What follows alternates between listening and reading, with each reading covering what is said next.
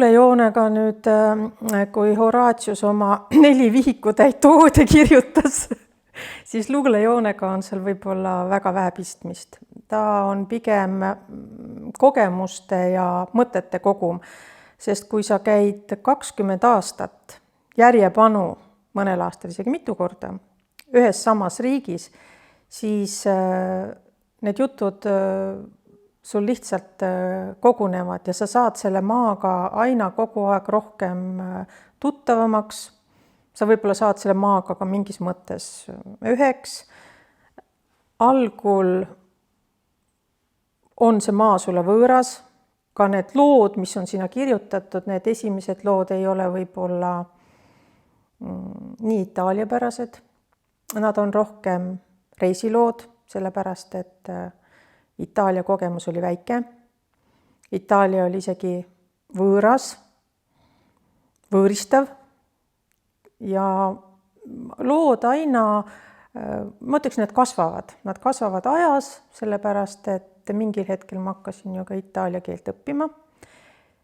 Ja õppimisega koos kasvas ka võimalus itaallastega suhelda, seda maaga rohkem tuttavamaks saada ja ka kirjandust lugeda. Need algul võib-olla need lood olid rohkem kognitiivsed. Sa saad sellest maast seda algul rohkem, mida otsima lähed. Hiljem sa saad sellest maast rohkem, mida sa otsima ei lähe. Lihtsalt kõik see kultuur tuleb sulle peale. Uksest, aknast, bussist, rongist. Et nende lugudega on jah selline... Võib-olla mind hakkas mingil hetkel huvitama, et kas ma tõesti sellega hakkama saan, et ma kirjutangi sellest raamatu. Ega ma tegelikult ei uskunud seda. Ma ei uskunud seda võib-olla isegi 5 aastat tagasi, et sellest raamat saab. Aga sinna langes väga palju asju kokku. Üks oli siis tõesti see vabanenud 2 aastane aeg, mis andis seda võimalust kirjutada.